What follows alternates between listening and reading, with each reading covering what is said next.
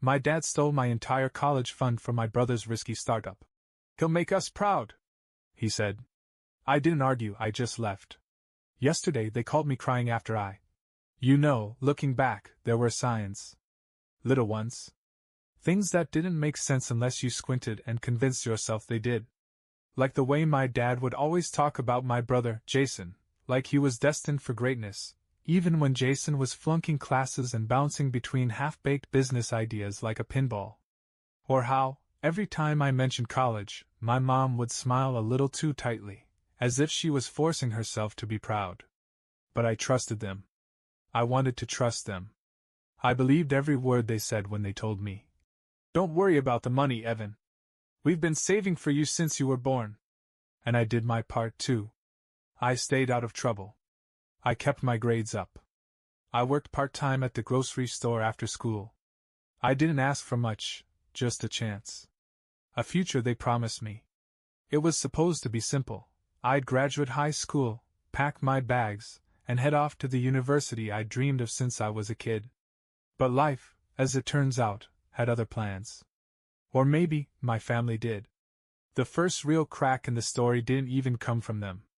It came from a letter. A polite, cold piece of paper from the university's financial office. One that arrived just 3 weeks before I was supposed to move into my dorm. The letter was thin. Just one sheet of paper. It should have been something boring, a confirmation, maybe a checklist of what to bring. Instead, it was a bomb. "Dear Evan Carter," it started. "We regret to inform you that your enrollment is currently incomplete due to missing tuition payments." I blinked at the words, rereading them 3-4 times. My hands started to sweat, crinkling the paper. It had to be a mistake. It had to be. My tuition was supposed to be covered. That's what the college fund was for. What my parents had promised every birthday, every parent-teacher conference, every time they patted me on the back and said, "Just keep working hard, Evan. We're proud of you." I sat on my bed for a long time, the paper resting on my knee like it weighed 1,000 pounds. Then I grabbed my phone and called my mom. Straight to voicemail. I tried Dad. Same thing. I didn't panic, not at first. They were probably just busy. Probably just. And then, like some part of me knew, I got up, went to the living room, and dug through the kitchen drawer. You know the one, every family has it. The junk drawer. Old receipts, expired coupons, mystery keys that don't unlock anything anymore. It took 20 minutes of digging before I found it. A folded bank statement shoved between an old cell phone manual and a dried-out pen. When I opened it, the blood drained from my face. The college fund, the account that had once held over $80,000, was empty. Not low. Not withdrawn for some emergency. Empty. Zero balance. Closed. And the closing date? 3 months ago. My stomach twisted into a knot so tight I thought I might throw up. 3 months ago, right around the same time Jason had announced at dinner that he was starting his own business. Some revolutionary tech startup. No experience, no partners, just a vision and a dream. I sat there frozen, the pieces falling together faster than I could catch them. The way Dad had clapped Jason on the back that night. The way Mom had beamed. The way they had looked at me, not even a glance, as if I had simply stopped existing. I didn't want to believe it. I wanted to be wrong. But deep down, I already knew. And when the front door opened an hour later, and my father walked in whistling like it was just another summer evening, I didn't say a word. I just stood there in the living room, holding the bank statement in my shaking hands, waiting. Waiting for him to notice. Waiting for him to tell me I was wrong. Waiting for him to explain. But he didn't. He barely looked up from his phone. Until I spoke.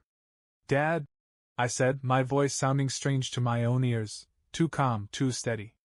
He looked up, startled for just a second, then smiled that easy, careless smile he always used when he wanted to brush things under the rug. "Hey, sport. What's up?" I held up the paper between us like a weapon. "What happened to my college fund?" The smile faltered. Just for a fraction of a second. "You had to be looking for it, and I was."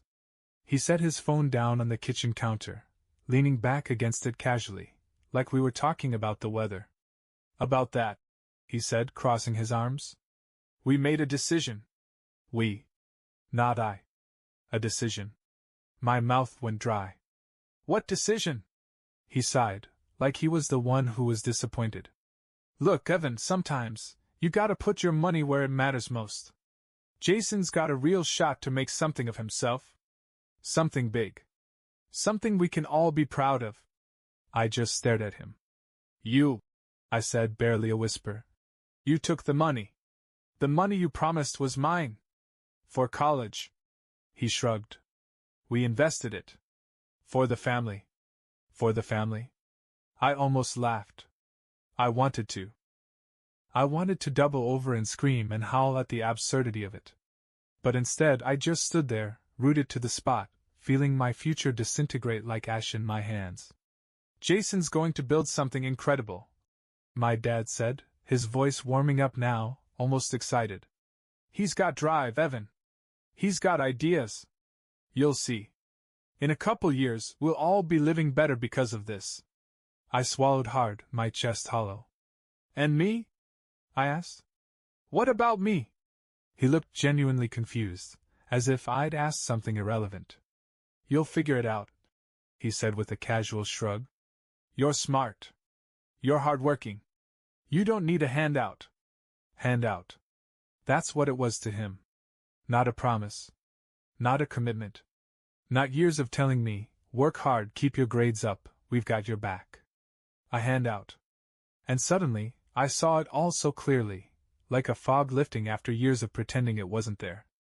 Jason, the golden boy, who never finished anything he started.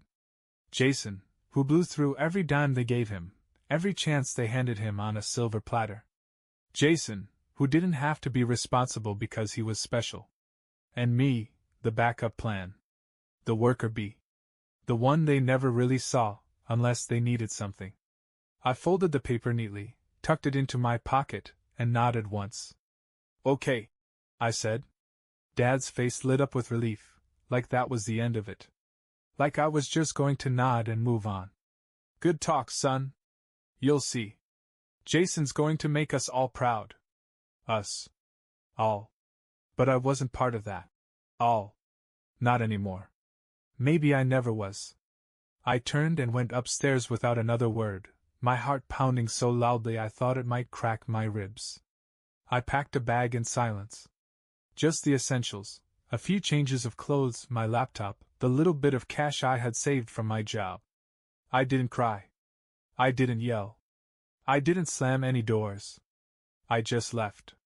And when the front door clicked shut behind me, it felt like the final closing of a chapter that had been over for a long, long time. The first night I slept in my car.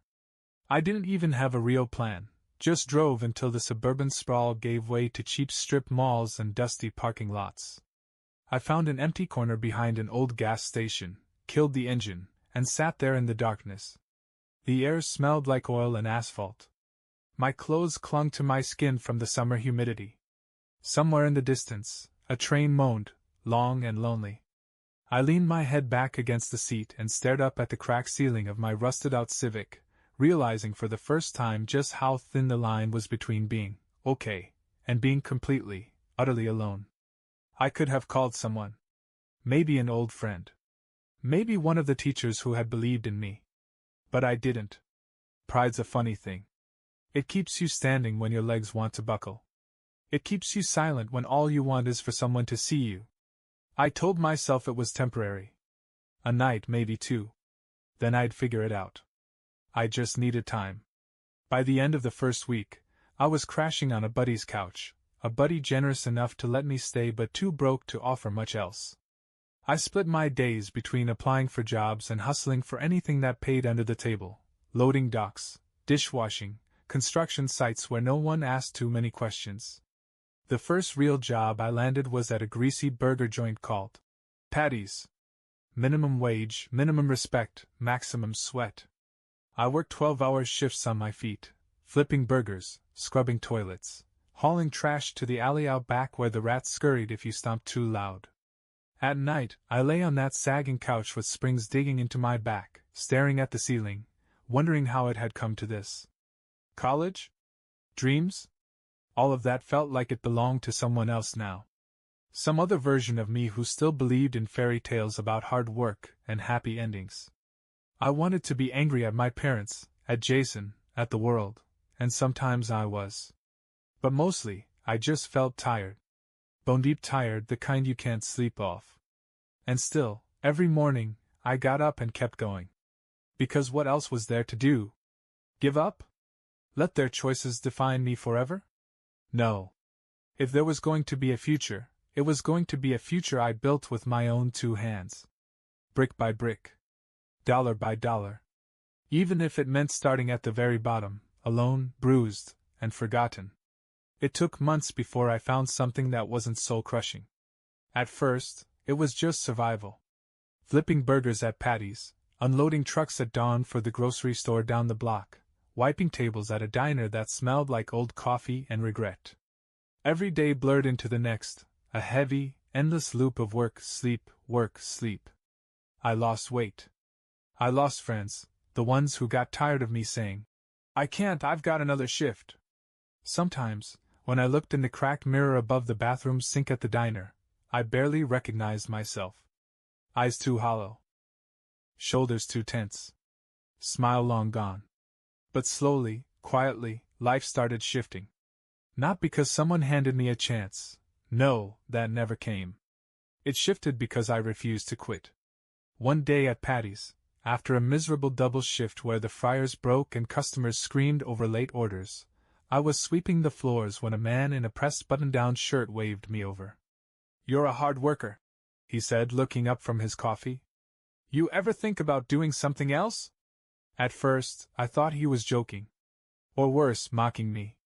But he was serious. He owned a moving company, Henderson Hauling, small, local, mostly residential jobs. They needed someone who could lift heavy things without whining about it. He offered me $3 more an hour than Patty's and cash bonuses for weekend jobs. It wasn't glamorous. It wasn't what I had dreamed of. But it was a lifeline. I took it. The work was brutal, 12-hour days lugging couches up narrow stairwells, wrangling refrigerators through tiny door frames, unloading trucks in freezing rain. My hands blistered until the skin peeled away. My back ached so bad some nights I couldn't even sleep. But the first paycheck from Henderson Hauling made me feel something I hadn't felt in months. Hope. I opened a new bank account. A different one, separate from anything my family had ever touched. And little by little, the numbers grew. I spent my nights watching free business lectures online, studying budgeting, learning everything I could about managing money. Not because I had much, but because I swore to myself. Never again. Never again would I trust anyone else to hold my future in their hands. By the end of the first year, I had saved enough to rent my own one-bedroom apartment, tiny, ugly, with a water heater that groaned like a dying animal, but it was mine. I didn't tell my parents where I was. I didn't call them for holidays, or birthdays, or any of the big milestones. They didn't call me either. It was like we had both silently agreed. You made your choice. Now live with it. And honestly, most days I didn't even miss them. I had traded family dinners for silent meals eaten on a cracked kitchen counter, yes. But I had also traded betrayal for freedom. And freedom tasted a lot sweeter than bitterness ever could. I didn't get rich overnight. There were no lottery tickets. No secret inheritance. No lucky breaks. Just day after day of grinding it out while the world barely noticed I was even there. After a year with Henderson Hauling, I started picking up extra gigs. Furniture assembly, furniture repair, small handyman jobs. Word spread fast. It turns out, if you show up on time, work hard, and don't treat people like idiots, you stand out. I printed out a handful of business cards at the cheapest place I could find. Evan Carter, reliable. Affordable. Respectful. Not exactly flashy. But it was real. And it was mine. Soon, I wasn't just hauling couches. I was fixing cabinets, remodeling basements, flipping old junk houses that nobody else wanted. I scraped together loans, one tiny project at a time, and flipped my first sad little house into something that actually sold for a profit. It wasn't much, but it was more than anything anyone had ever given me. I reinvested every penny. I skipped vacations, skipped nights out, skipped anything that wasn't building the future I had to claw into existence. By the time I was 26, I wasn't just scraping by anymore. I was living. I bought a modest 2-bedroom house with a battered porch and a crooked mailbox. I paid for it cash. No debt. No co-signers. No begging anyone for help. I fixed it up myself, every floorboard, every nail, every ugly wall. It wasn't fancy. But it was clean. Safe. Mine. Freedom felt like sitting on that crooked porch in the evenings, beer in hand, knowing no one could take it away from me. Not my father. Not Jason. Not anyone.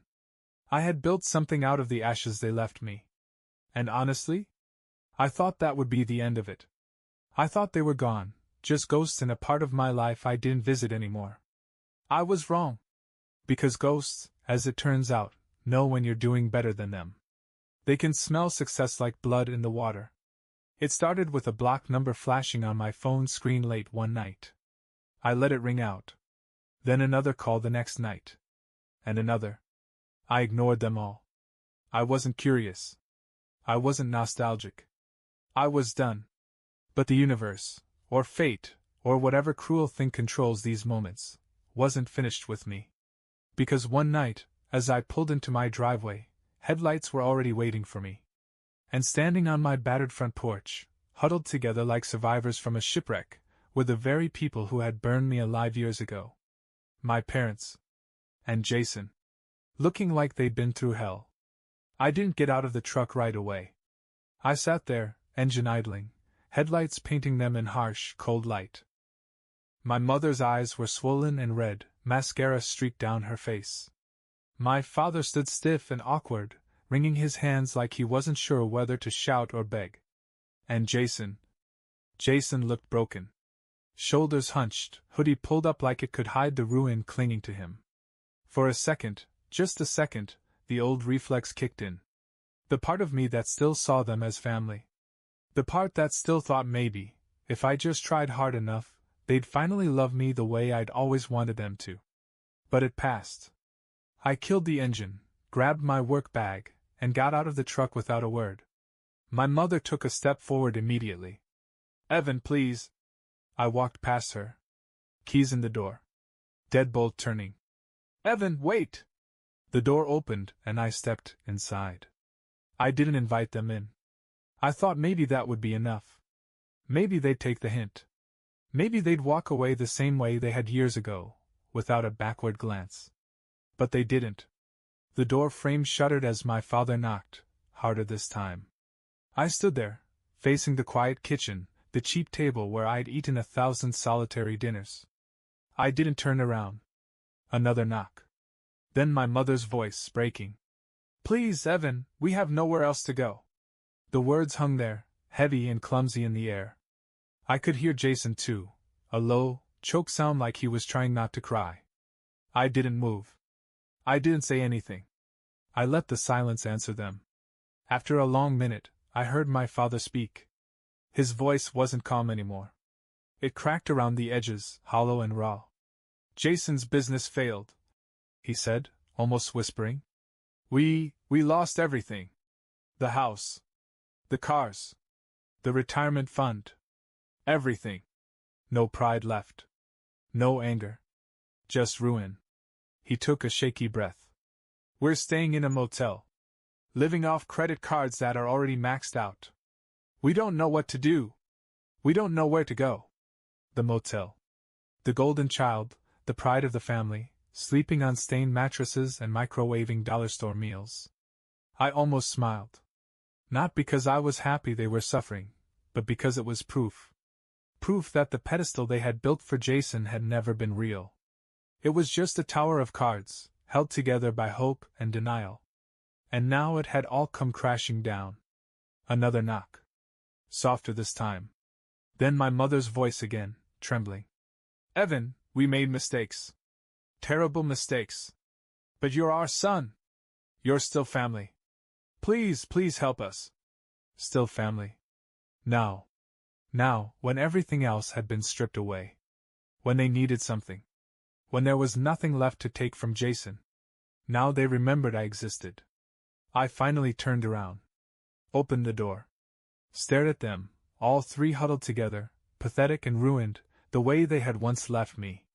I looked my father in the eye. Then my mother. Then Jason. And I said very quietly, "You chose your future then." A beat of silence. "Now live with it." And then, without another word, I closed the door. And locked it. For good. I stood there for a long time after the door clicked shut. Listening. Hearing nothing but the sound of the night settling back into place. No more knocks. No pleading voices. Just silence. And for the first time in years, it didn't feel empty. It didn't feel cold. It felt peaceful. They didn't knock again. They didn't shout through the door or beg or make promises they couldn't keep. Maybe they understood. Or maybe they didn't. Maybe it didn't matter anymore. I walked back to the kitchen, pulled out a chair, and sat down. No trembling hands. No pounding heart.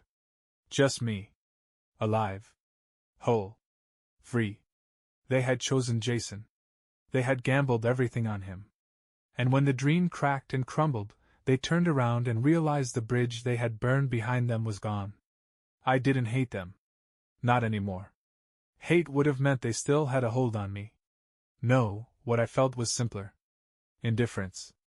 The kind of peace that comes when you realize you don't owe anyone anything. Especially not the ones who chose to leave you behind first. The days after that were quiet. No more blocked calls. No surprise visits. Just a steady silence that stretched longer and longer until it became normal. Sometimes I caught myself wondering where they went, if they were still scraping by somewhere, trying to patch together the ruins of their old life. But I never picked up the phone. Never reached out. It wasn't out of cruelty. It was survival. Because some bridges need to burn. Some doors need to stay locked. Not because you're angry. But because you finally learned you deserve better. Looking back now, I realize that losing everything I thought I needed was the best thing that ever happened to me. I learned that blood isn't thicker than respect. That loyalty means nothing without love behind it. And that sometimes, the people who raise you aren't the ones who really see you. I built a life without them. A life they thought I could never have without their permission.